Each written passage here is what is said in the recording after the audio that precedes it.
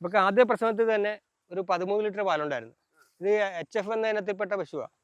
ഇങ്ങനെയുള്ള നമ്മൾ ഹൈബ്രിഡ് ഇനത്തിൽപ്പെട്ട പശുക്കളാണെങ്കിൽ വൻ ലാഭമാണ് കർഷകനെ സംബന്ധിച്ച് നോക്കുമ്പോൾ. പിന്നെ വേറെ ഒരു ദോഷം കൂടി ഉണ്ട് ഇവർക്കട്ടെ. ഈ ഹൈബ്രിഡ് പശുവിനെ സംബന്ധിച്ച് നോക്കുമ്പോൾ പെട്ടെന്ന് രോഗങ്ങൾ വരാനുള്ള സാധ്യതയുണ്ട്. അപ്പോൾ നമ്മളത് ഇവരെ ഇപ്പോൾ ഈ സമയത്ത് നല്ല ശരിക്കും ശ്രദ്ധ വേണമെന്ന് വെച്ചാൽ തണുപ്പിൽ നിൽക്കണം ഇവർ. നിൽക്കണം. പിന്നെ ഒരുപാട് ചൂടടിക്കാതെ തരത്തിൽ നിൽക്കണം. അങ്ങനെ ചൂടടിച്ച് കഴിഞ്ഞാൽ ഇവർക്ക് താങ്ങാൻ പറ്റില്ല, അമിത ചൂട് താങ്ങാൻ പറ്റുകയില്ല. അതിപ്പോൾ ദോഷങ്ങളുണ്ട്. അത് നമ്മൾ നേരത്തെ മുൻകരുതൽ എന്ന നിലയിൽ ആ ചൂടിനെ അതിജീവിക്കാനുള്ള മാർഗം അവലംബിക്കണം. അത് അത്യാവശ്യമാണ്.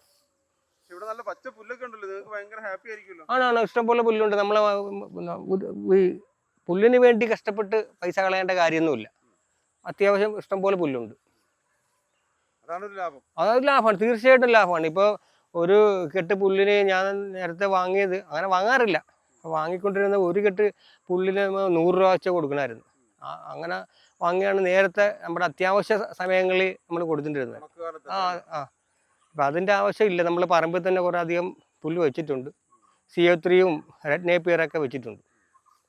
അതുകൊണ്ട് അത് ഒരു കുഴപ്പമില്ല. പശു വളർത്തൽ നഷ്ടമൊന്നും പറയാൻ പറ്റില്ല. ചില സമയങ്ങളിൽ നമ്മൾ ശ്രദ്ധിച്ചില്ല എങ്കിൽ രോഗങ്ങൾ വരാൻ സാധ്യതയൊക്കെ ഉണ്ട്. അപ്പം അത് ഇല്ലാതിരുന്ന ലാഭകരമായിട്ട് ഇത് മുന്നോട്ട് കൊണ്ടുപോകാൻ പറ്റും.